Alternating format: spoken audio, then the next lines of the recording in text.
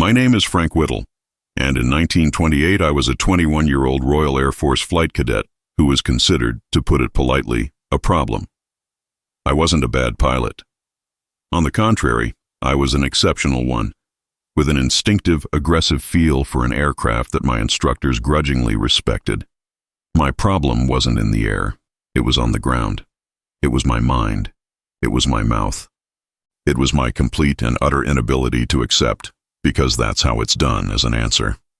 I was, in the stiff, clipped terminology of the RAF Officer Corps, a man of wild and undisciplined theories, and my wildest, most undisciplined theory was this: the propeller, the very symbol of aviation, the god engine of our age, was a fraud. It was a dead end. It was a technological anchor that was holding the entire human race hostage, tethering us to the thick, slow, lower altitudes, and I was the only one who seemed to be angry about it. The entire aviation world, from the giants at Rolls-Royce to the brilliant minds at Pratt & Whitney, was obsessed with the piston engine. Their entire massive industrial and intellectual effort was focused on a single goal: refinement. Making the pistons lighter, making the superchargers spin faster, making the fuel burn richer. They were all engaged in a glorious, hideously expensive, and ultimately futile quest to build the world's most perfect, most powerful dinosaur. I saw the wall they were all flying towards, a wall that wasn't built of bricks, but of physics, the speed of sound. I was a pilot, but I was a mathematician first. I had done the calculations. As a propeller blade, spinning in its complex helical arc, approaches the speed of sound, its efficiency doesn't just decrease, it collapses. The air compresses, shock waves form, and the blade might as well be trying to bite into a block of solid steel. You could have a 10.00 horsepower piston engine in the nose. It wouldn't matter. The propeller, the limiter, would shatter or simply stop pulling. We were trapped forever, below 500 miles per hour, below 40,000 feet. It was a prison, and I was, in my tiny cadet's quarters at RAF Cranwell, already designing the key. My senior thesis, the paper all cadets had to write, was not some dull treatise on infantry support tactics or bombing formations. Mine was titled, with all the arrogant, naive confidence of youth, Future Developments in Aircraft Design. And in it, I didn't just suggest an alternative.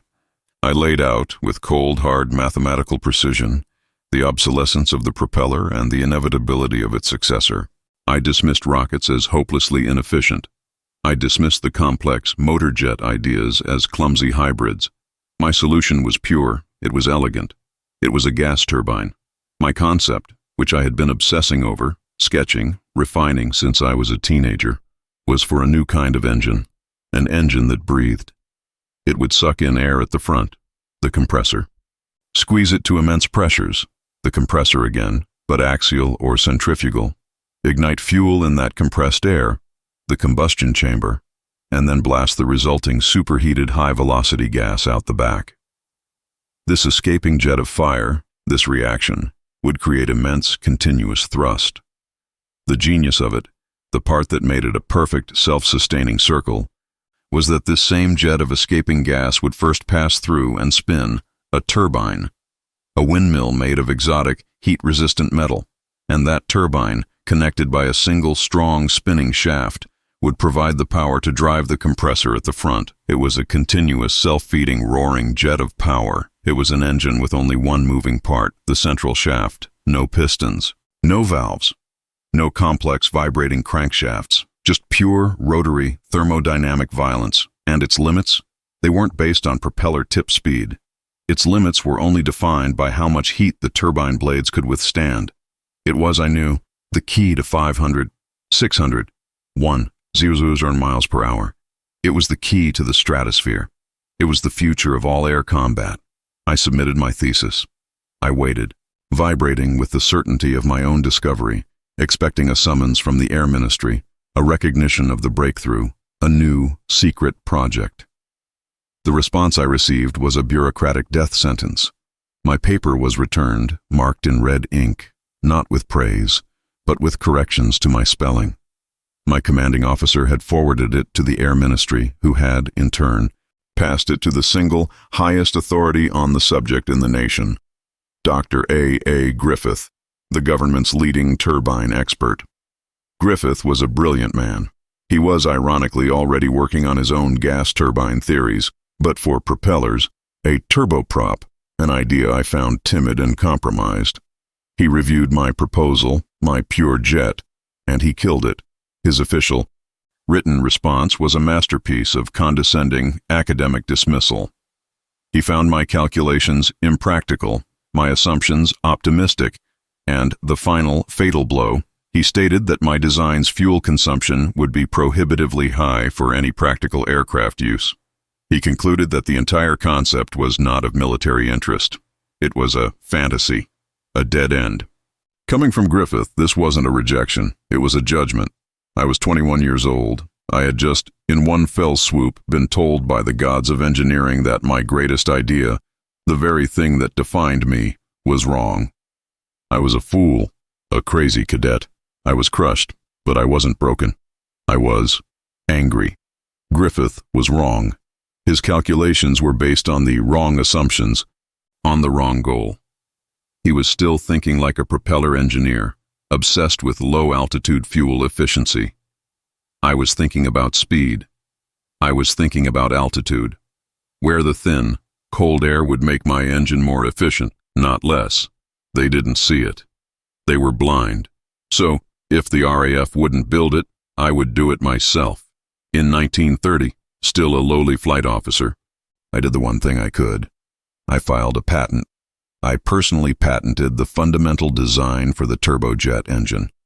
And the Air Ministry, in a moment of bureaucratic blindness so profound it still makes me laugh, reviewed the patent, saw no military significance in it, and didn't even bother to classify it as secret.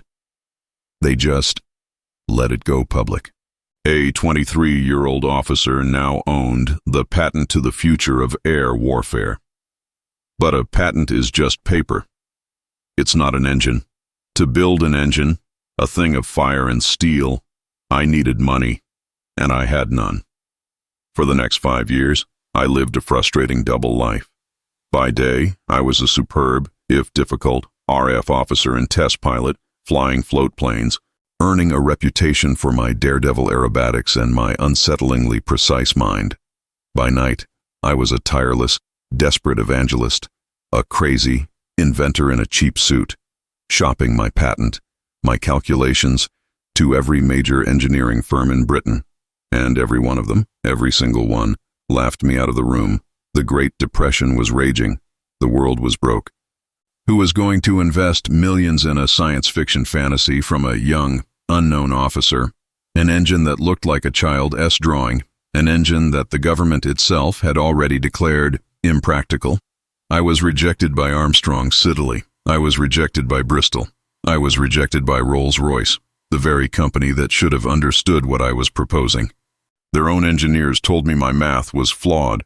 My material stress calculations were impossible. My fuel consumption estimates were a pipe dream. The rejection was total. I was a pariah, a crank, the mad inventor of the RAF officers' mess. In 1935, defeated, broke, my health starting to fail from the chronic, unbearable stress, I faced the final humiliation. I couldn't afford the 5 renewal fee for my patent. I had to let it lapse. The legal rights to the jet engine, my creation, my obsession, my soul, were now public property, available to anyone, any country, any enemy, who was smart enough to see what I saw, and what my own country was too blind to. This should have been the end. A failed idea, a lapsed patent, a broken, forgotten inventor. And it would have been, if not for 2 men, Rolf Dudley Williams and J.C.B. Tinling, 2 ex-RAF pilots and friends, who had just enough engineering savvy to know that I wasn't crazy. I was a genius. They refused to let the idea die. In 1936, they did the impossible. They scraped together a minuscule amount of seed money from a skeptical investment bank, OT. Falcon Partners. It wasn't a corporate venture. It was a desperate, last-ditch gamble. We formed a tiny, pathetically underfunded company, Power Jets Ltd. Our assets? Me, on loan from the RAF, who were now just happy to have their problem child off their hands. My lapsed, but morally mine, patent, and a few £1,000s, barely enough to rent a garage. We couldn't afford a lab. We couldn't afford a factory. We couldn't afford anything. But through a tenuous, shoestring contract with the steam turbine company, British Thomson, Houston, BTH, in Rugby, we were given access to a space. It wasn't a high-tech R&D facility. It was a barn. A disused, filthy, forgotten corner of a BTH foundry in Lutterworth. A place with a leaky roof, a dirt floor, and a single, inadequate crane. It was a dump. It was an insult. And it was the most beautiful place on earth. It was here, in this industrial shed, in almost total secrecy, with a skeleton crew of skeptical BTH mechanics who thought the entire project was madness, that I, Frank Whittle, the rejected inventor, finally, began to build my engine. The barn at Lutterworth, where Power Jets Ltd. set up shop, was not a laboratory. It was a tomb for dead machinery. It was a vast, unheated, cathedral-like foundry shed, its roof leaking, its floor packed earth and decades of industrial grime, smelling of rust, rat droppings, and the damp, metallic tang of the nearby canal. This was where the revolution was supposed to begin. It was a joke. My team consisted of the two men who had staked their meager savings on my madness, Rolf Dudley Williams and J.C.B. Tinling, who would show up on weekends, their faces a mask of forced, increasingly strained optimism as they watched their money evaporate into my calculations. And by the grace of the begrudging shoestring contract we'd signed, a handful of British Thomson Houston, BTH mechanics, men who were assigned to assist the RAF officer, which was BTH code for humor the lunatic and make damn sure he doesn't burn the foundry down. Their skepticism was a physical barrier. They were men of steam, of massive, slow-moving turbines for battleships and power stations, machines that measured their RPM in the hundreds, not the tens of thousands. I was a 29-year-old crazy inventor trying to build a 17 hours on our RPM, fire-breathing pinwheel. They looked at my blueprints with their complex, delicate, almost organic curves, and they just shook their heads. They called it the flaming arse in a can. We weren't just building an engine, we were inventing the tools to build the engine, the processes to test it. We had no budget. Every single component was an agonizing compromise, a brutal battle between my perfect mathematical ideal and the good enough physical reality of what we could afford or what BTH could fabricate without charging us a fortune that we didn't have. The heart of it, the Whittle unit, or WU, my first prototype, was a masterpiece of compromise. The compressor. I'd chosen a double-sided centrifugal compressor. It was, essentially, a massively scaled-up, glorified supercharger, a design I knew was aerodynamically less efficient than the sleek, axial flow compressors the Germans, though I didn't know it at the time, were already experimenting with. But it was buildable. It was a brute force solution, something a piston engine company like BTH could almost understand. They could forge the impeller. I could calculate the stresses. It would suck in air, sling it outwards at high velocity, and convert that velocity into pressure. It was crude, but it was a start. But the compressor was just physics. The combustion chamber. That was the true nightmare. That was the black art. This was the part that had broken everyone else who had ever even dreamed of a turbine. The problem is so simple it's brutal. You have a river of highly compressed air, moving at hundreds of feet per second. You need to inject fuel, kerosene, into this river, light it on fire, keep it lit, and have it burn stably, all in a space the size of a small barrel, without, and this is the critical part, melting the entire goddamn engine. My first designs were a catastrophe. A joke. The BTH mechanics watched with a sort of grim satisfaction as we failed, day after day. The fuel wouldn't atomize. It would just dribble out of the injector, pooling in the bottom of the combustion can. We'd hit the ignition, a car spark plug, and we'd get a wet start. This wasn't a roar. It was a deafening, percussive boom, a sound like a 12-gauge shotgun being fired inside a steel drum. A single, violent explosion of kerosene vapor that would extinguish itself, send the mechanics diving for cover behind sandbags, and leave behind nothing but a thick, oily, acrid plume of black smoke and the sound of my backers, Williams and Tinling, groaning about the cost of the fuel we'd just wasted. The BTH foundry foreman, a man named Sampson, told my backers I was a dangerous fool, that I was going to burn his factory down. He was probably right. I was disintegrating. I wasn't just working. I was consumed. I was living in the barn, sleeping on a cot next to the cold, silent test rig. My diet consisting of stale buns, lukewarm tea from a thermos, and a staggering, chain-smoked volume of cigarettes. My health, always fragile, was collapsing. I was a bundle of raw nerves, thin as a rail. My hands shook constantly. My eyes were raw and red-rimmed from the fumes and the lack of sleep. I was mad. I was Captain Ahab, and that silent, unlit engine was my white whale.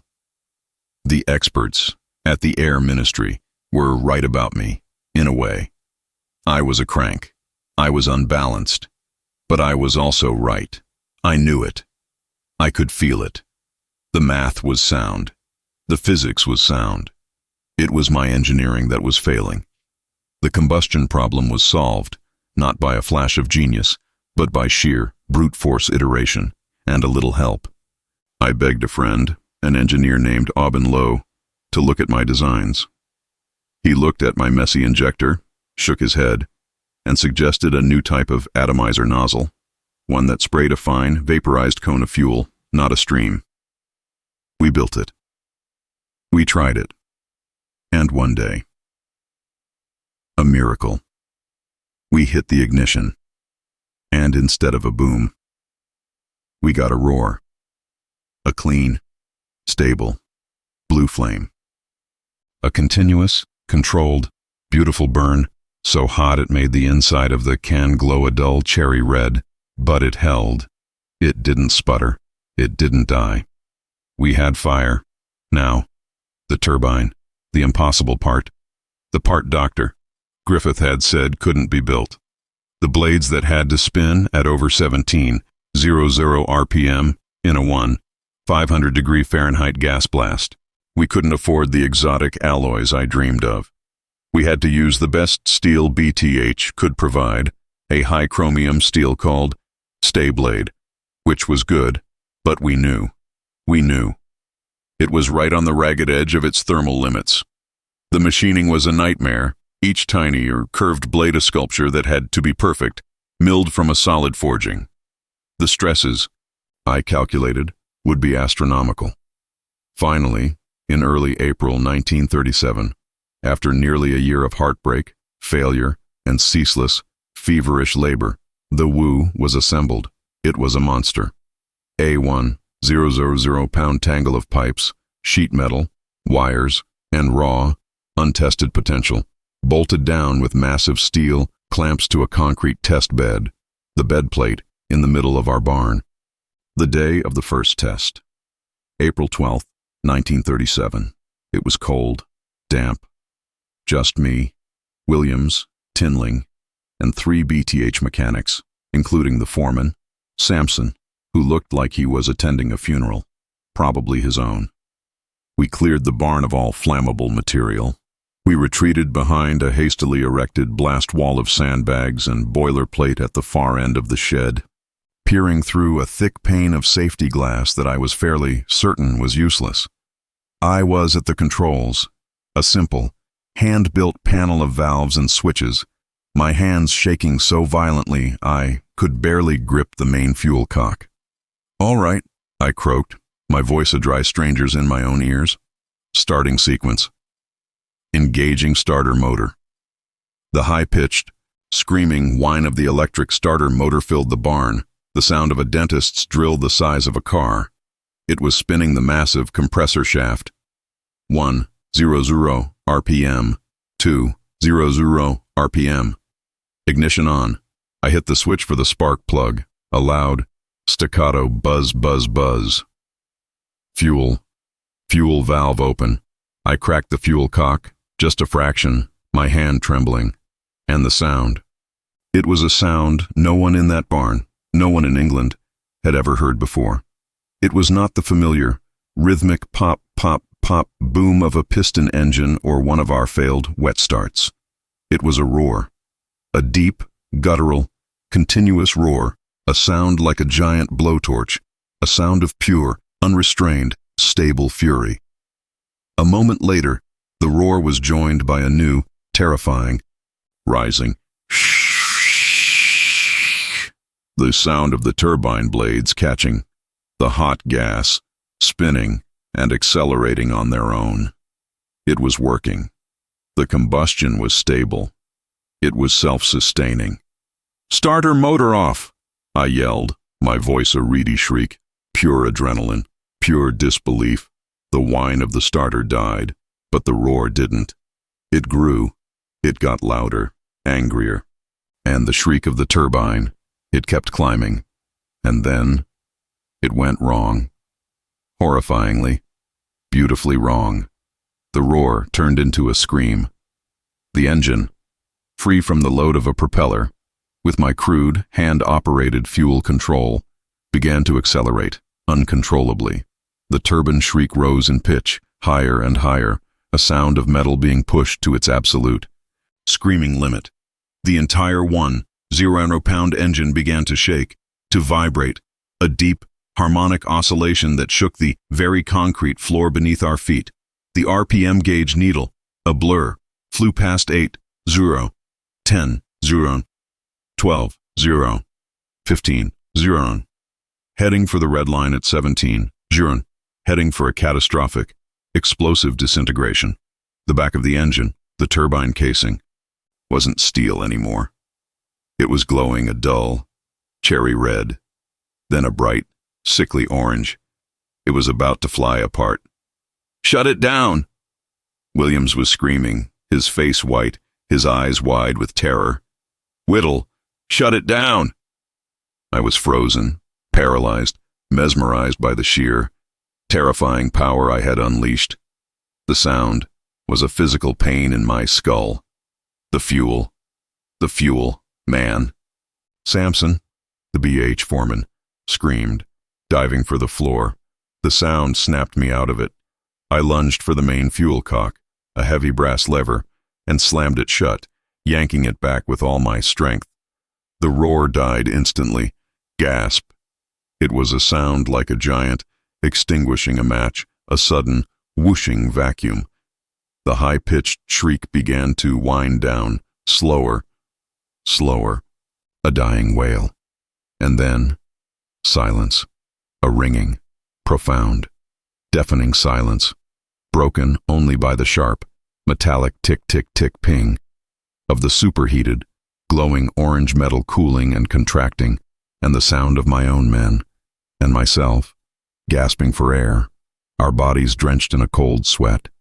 The barn was thick with the smell of burnt kerosene and scorched metal. We had come within seconds of total, catastrophic failure. My backers, Williams and Tinling, looked at me, their faces ashen, convinced they had just witnessed the death of their investment. This was not an engine. This was an uncontrollable bomb. I leaned against the blast wall, my legs like water, my heart hammering so hard I thought it would break my ribs. They were all staring at me, waiting for an answer, an apology, an explanation for the failure. I looked at the smoking, ticking, terrifying machine, and I laughed. A hoarse, choked, bark of pure, unadulterated joy. They thought it was a failure. They didn't see it. It hadn't blown up. It hadn't melted. Almost. It had run. It had run so well, so powerfully, that it had tried to kill us. It wasn't a fantasy. It wasn't impractical. It was just too strong. I looked at my skeptical backers, at the terrified BTH mechanics. "Well, gentlemen," I gasped, a wild, mad grin spreading across my face, "we are going to need a much stronger turbine." The laughter in the Lutterworth barn, that single, sharp, hysterical bark of triumph from a man who had just come within a microsecond of vaporizing himself and his entire team, was perhaps the loneliest sound in all of England. Frank Whittle, his body trembling, his mind ablaze, saw the truth in the glowing orange slagged remains of his turbine. The engine hadn't failed. It had succeeded too violently. But to the other men in that freezing, smoke-filled shed, the men who held the purse strings and the wrenches, he was simply, unequivocally mad. Rolf Dudley Williams and J.C.B. Tinling, his long-suffering backers, were ashen. This wasn't a test. It was a detonation. They had watched their entire investment, their gamble on their crazy friend, try to achieve escape velocity from its own test bed. Sampson, the BTH foreman, was already pulling his men out, his face a mask of furious terror. "That's it, Whittle," he roared, his voice shaking. "We're done. I'm not having my men killed by your bloody infernal machine. It's a bomb. I'm reporting this to the board. You're a menace." This was the second rejection, and it was far more brutal than the first. Dr. Griffith's dismissal in 1929 had been a rejection of paper. This was a rejection of fact. This was his own hardware, his own backers, his own mechanics, telling him he had failed, that his idea was not just impractical, but lethally dangerous. Powerjet's late aid was finished. The meager funding evaporated. Williams and Tinling, their hopes shattered, had to pull out. They were broke. Whittle was alone, left with a scorched test bed, a ruined engine, and the unshakable, agonizing, solitary knowledge that he was right. The incident at Lutterworth, as it became known, sent a shockwave of smug, I-told-you-so vindication through the official channels. The BTH management, terrified of being held liable for the near disaster, sent a scathing report to the Air Ministry, and the ministry, in turn, handed it to the one man who would be most pleased to read it, Dr. A. Griffith. Griffith, the government's chief turbine expert, the man who had dismissed Whittle's thesis a decade prior, now had the proof he needed. He issued his own final damning verdict. Whittle's entire concept, his reliance on a crude centrifugal compressor, was, in Griffith's expert opinion, fundamentally unsound, aerodynamically impure, and a profligate waste of resources. The future, Griffith's report declared, lay in the complex, delicate axial flow turbine he himself was developing, a project that was, ironically, years behind and hopelessly complex. The Air Ministry, relieved to have the matter settled, officially forbade Whittle from any further development. His crazy idea was not just rejected, it was now banned. Frank Whittle, at 30 years old, was a pariah, a failed inventor, his name a byword for dangerous amateurish obsession. He was relegated back to his official, mundane RAF duties, a man whose spirit was, by all accounts, broken. He was a ghost, haunted by the sound of the engine that he had built and that they had killed. But while Whittle was being buried by his own country's bureaucracy, a parallel and secret history was unfolding in Nazi Germany. The crazy idea, the concept of the turbojet, was not Whittle's alone. In Germany, a young, brilliant physics student named Hans von Ohain, working on his own doctorate, had arrived at an almost identical conclusion. He too saw the wall of the propeller. He too patented a design for a centrifugal flow jet engine. But here the stories diverge in the most tragically decisive way.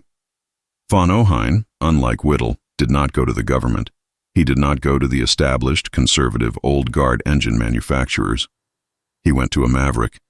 He went to Ernst Heinkel, the brilliant, ruthless, and fiercely independent aircraft designer, a man who hated the German aviation establishment, the RLM, almost as much as Whittle hated the Air Ministry. Heinkel was a man who, like Whittle, believed in speed. When the 24-year-old von Ohain, in 1936, nervously presented his fantasy engine, Heinkel didn't laugh. He didn't see a crank. He looked at the math, he saw the potential, and he reportedly said, "He says he has the idea. I say, build it." Heinkel hired von Ohain on the spot. He gave him a secret walled-off section of his factory at Marianneje. He gave him his best technicians. He gave him a budget. He gave him total, unequivocal, fanatical support. While Whittle was in his cold, dirt-floored barn, begging for scrap metal and fighting off his own skeptical mechanics, von Ohain was in a state-of-the-art, dedicated, secret laboratory, leading a team of true believers, funded by one of the most powerful industrialists in Germany. The result? The race was already over before Whittle's engine had even run. In September 1937, just 5 months after Whittle's near-disastrous, uncontrolled test of the von Ohain's team in their pristine lab ran their own first prototype, the He-S-1. It too was a monster. It ran on hydrogen gas. It was impractical. But it worked. And Heinkel was ecstatic. He didn't see failure. He saw the future.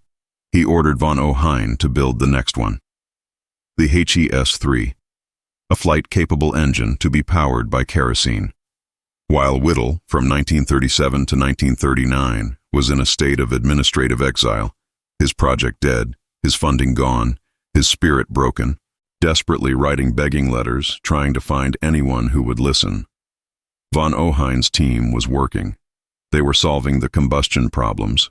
They were designing a new airframe, the Heinkel He-178, a tiny, elegant, shoulder-winged plane built for the sole purpose of housing their new engine. And on August 27, 1939, just 4 days before the German panzers stormed across the Polish border, plunging the world into World War II, the He-178, piloted by Erich Varsitz, roared down the runway at Marianneje, lifted into the air, and flew for 6 minutes. It was the first. The true first. Flight of a pure jet-powered aircraft in the history of the world. The jet age had begun. And it had begun in secret. In Nazi Germany. The crazy idea that the British Air Ministry had dismissed as a fantasy and impractical was now in the hands of their mortal enemy, a terrifying, accomplished fact. Back in Britain, the world was exploding. The phony war had ended. The Blitzkrieg had torn through France. Britain stood alone. The Battle of Britain was raging, and in this new, desperate, terrifying reality, the old certainties were dying. The Air Ministry was in a state of panic. They were desperate for any new weapon, any technical edge that could save them. And Sir Henry Tizard, the brilliant, forward-thinking scientist who was head of the Committee for the Scientific Survey of Air Defense, the man who had championed radar, was now in a position of immense power. Tizard had known about Whittle. He had read Griffith's damning report, but he had never been convinced. He was a pragmatist. He saw the need for high-speed, high-altitude interceptors, a need that was now a matter of national survival. In mid-1939, just before the German invasion of Poland, Tizard had used his influence to do the unthinkable. He had overruled Griffith. He had personally visited the Lutterworth barn, seen the scorched remains of the WU, and, unlike the BTH foreman, he had seen the promise. He had convinced the Air Ministry to issue a small, but official, contract to Power Jets LT to rebuild the engine. It wasn't much, but it was a lifeline. It was vindication. Frank Whittle, the crazy inventor, the rejected pariah, was suddenly back in the game. He was no longer a madman in a barn. He was now the head of Britain's most secret, most urgent, and most hopelessly underfunded weapons project. He was in a race, though he didn't know it yet, against an enemy who had already flown. Sir Henry Tizard's intervention in mid-1939 was not a full pardon. It was a stay of execution. The Air Ministry, forced by Tizard's irrefutable logic and the looming shadow of Adolf Hitler, had conceded, but only just. The lifeline they extended was less a rope and more a thread. A tiny, almost insulting contract for a mere $6,000 to develop a single, flight-capable engine, the W1. They gave Frank Whittle just enough money to prove himself catastrophically wrong once and for all. The experts who had rejected him, Dr. Griffith, the BTH board, the ministry's own engineering staff, were still in control, still watching, still waiting for him to fail. And now, he was no longer just a crazy inventor. He was a man in a race against time, a race he didn't even know he was already losing, as von Ohain's H-178 had already, in total secrecy, taken to the German skies. But Whittle was no longer just an RAF officer with a theory. He was a man with a mission, and for the first time, a barely survivable budget. The Lutterworth barn was transformed. The uncontrollable bomb that was the first WU prototype was torn down, its scorched, melted turbine blades a constant grim reminder of the terrible power they were trying to tame. Whittle, his health still fragile, his body racked by stress-induced ailments, drove himself and his tiny, now semi-official team with a furious, messianic energy. The problems that had plagued the first engine returned, magnified. The first, and most terrifying, was combustion. Their roar, while stable, was inefficient. It created hotspots, carbon deposits, and a wildly uneven temperature distribution that was fatal to the turbine. The BTH mechanics, now grudgingly assigned, were still trying to apply steam turbine logic, advocating for a single, massive, vaporizing burner. It failed, spectacularly, again and again.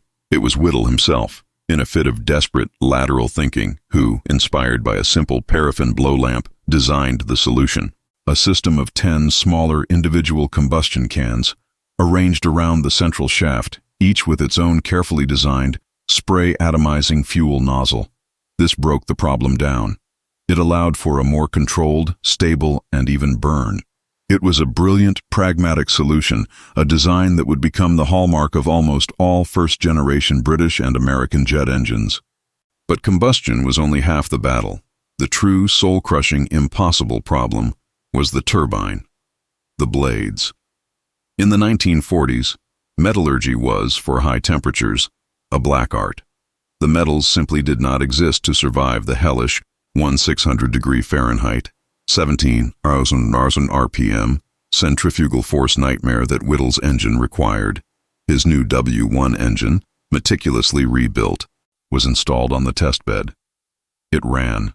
It was beautiful. The combustion was smooth. The new fuel governor, a borrowed RAE design, worked. It produced a steady, powerful, controlled roar. And then, after 20 hours of test runs, it didn't. There was a high-pitched screech, a sound of tortured, dying metal, and a catastrophic bang. The engine tore itself apart. Whittle and his team, their faces pale, tore it down. The problem was creep. The turbine blades, made of BTH's best stay-blade steel, hadn't melted in the heat. They had stretched. Under the immense, constant centrifugal force and the intense heat, the metal itself had flowed like taffy, the blades elongating, stretching, until their tips had collided with the turbine shroud. The engine had eaten itself. It was a fundamental material failure. Dr. Griffith's original rejection, his core argument, had just been proven right. The materials did not exist. The project was dead. This was the third rejection. The rejection by physics itself. Whittle was shattered.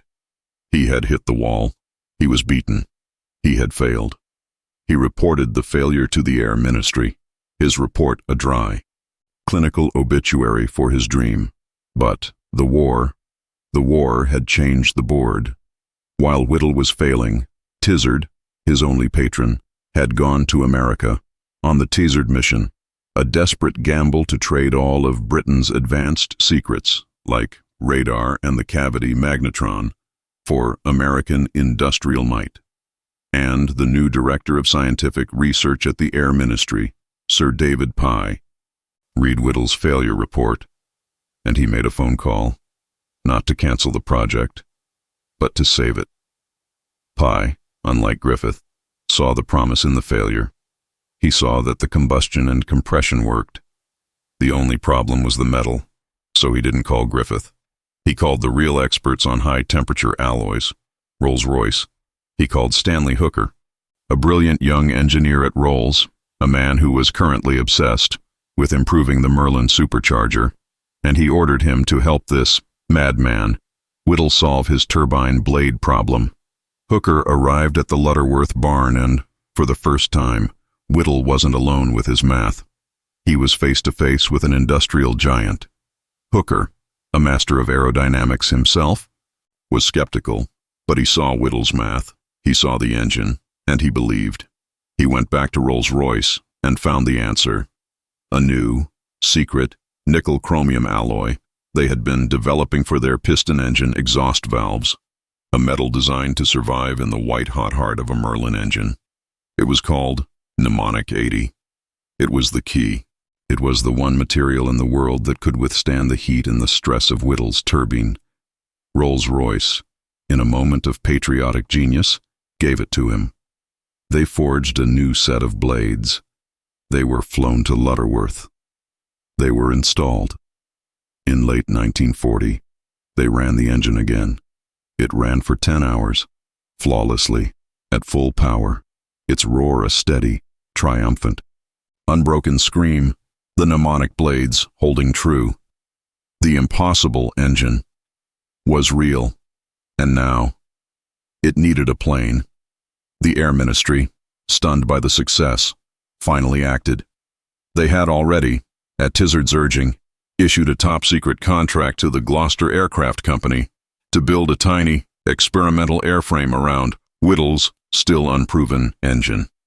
The plane was the Gloucester E-2839, a beautiful, tiny, tadpole of a plane, its nose a wide-open mouth to feed the engine, its exhaust a simple hole in the tail. It was a flying test bed, nothing more. In April 1941, the first flight-capable engine, the W1, producing 860 pounds of thrust, was delivered from Lutterworth to the Gloucester factory. The mechanics, used to the massive, complex, oil-leaking, 200-horsepower Merlin engines, were stunned by this thing. It was tiny, it was light, it was simple. It was a pipe, with a blower and a turbine. They mated it to the airframe in a matter of days. The moment of truth had arrived. The night of May 15th, 1941, RAF Cranwell. The airfield was under total blackout, ringed by armed guards. The tiny, elegant E-2839 sat on the runway, its revolutionary heart silent. Frank Whittle, his stomach in knots, his hands shaking, stood next to the test pilot, Flight Lieutenant Jerry Sayer. She's all yours, Jerry, Whittle croaked. Just treat her gently. Sayer, a man of ice-water veins, just grinned, slapped Whittle on the shoulder, and climbed in. He started the engine. That sound, that terrifying, unearthly scream of the Lutterworth barn, now filled the night air of a front-line RAF base. Sayer released the brakes. The tiny plane accelerated, faster and faster, and lifted smoothly into the darkness, climbing like a rocket. Whittle stood on the dark grass, tears streaming down his face, his body shaking violently, watching that single, roaring point of blue fire disappear into the heavens, a man-made comet. He had done it. His crazy invention, the fantasy he had sketched as a 21-year-old cadet, the bomb he had built in a barn, the project that had been rejected, mocked, and banned, was in the air. It was flying.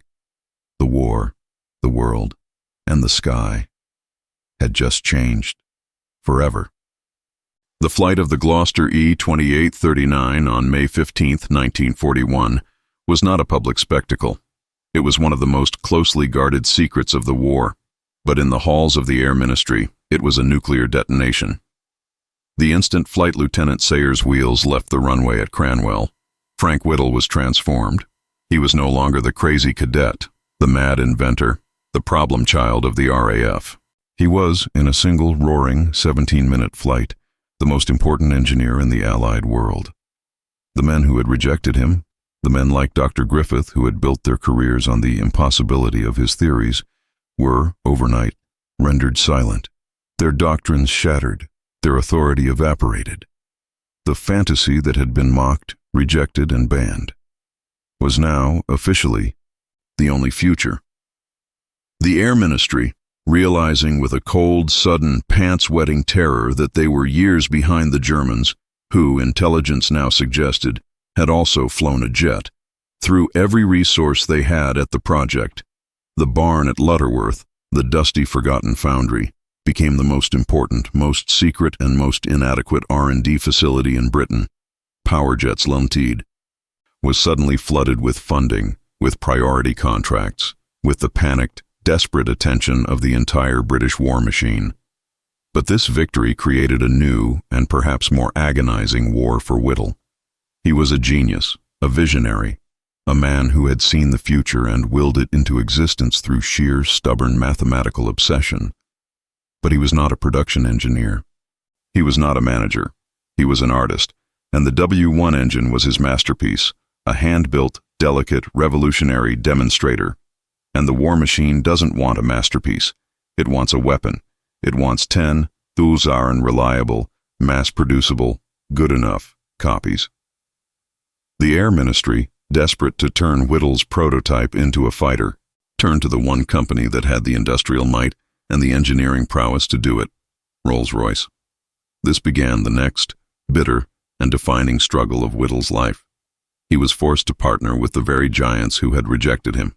Men like Stanley Hooker at Rolls-Royce, who had provided the life-saving mnemonic 80 alloy for the turbine, now looked at Whittle's baby, the W1, and saw flaws. Not flaws in the concept, but flaws in the design for production. Whittle, the mad inventor, was a perfectionist. He was obsessive. He fought them, tooth and nail, on every single change. He saw their attempts to simplify the combustion chambers, to alter the compressor's design for easier casting, as a betrayal of his perfect thermodynamic calculations. He was, by all accounts, impossible to work with. He was a man who had fought alone for so long, he had forgotten how to be part of a team. He argued, he yelled, he wrote scathing, insubordinate memos. He accused the Rolls-Royce engineers, the very men trying to build his engine, of ruining it. This bitter, internal, bureaucratic war, the war after the invention, cost them precious, irreplaceable time. While Whittle, Hooker, and the Air Ministry were arguing in Britain, the Germans, who had also started in secret, were not. Hans von Ohain and his engineers at Heinkel and Junkers, backed by the full, ruthless, unified might of the Nazi war machine, had solved the same problems, but with a different, more brute force and more advanced axial flow approach. And in July 1944, the terrifying result of that uninterrupted, focused effort burst into the skies over Germany, the Messerschmitt Me 262. It was a shock. It was a vision of the future, painted in camouflage, and armed with 4 30mm cannons. It was 120 miles per hour faster than the Allies' fastest propeller plane, the P-51 Mustang. It was a shark appearing in a school of goldfish. The Me 262 was, for a terrifying moment, the war winner. It was too good. The rejected inventor, Frank Whittle, had been right, but his victory, it seemed, had come too late. The Me 262, the German version of his crazy idea, was now the new apex predator, and it was threatening to sweep the Allied bomber fleets from the sky, to change the entire course of the war in the final act. The British answer, the Gloucester Meteor, powered by a direct descendant of Whittle's engine, was rushed into service. It was a good plane, the only Allied jet to see combat, but it was rushed. It was outmatched by the 262 in many respects, and it was too few, too late to be decisive. It seemed as though Whittle's revolution, delayed by the very experts who had rejected him, had missed its moment.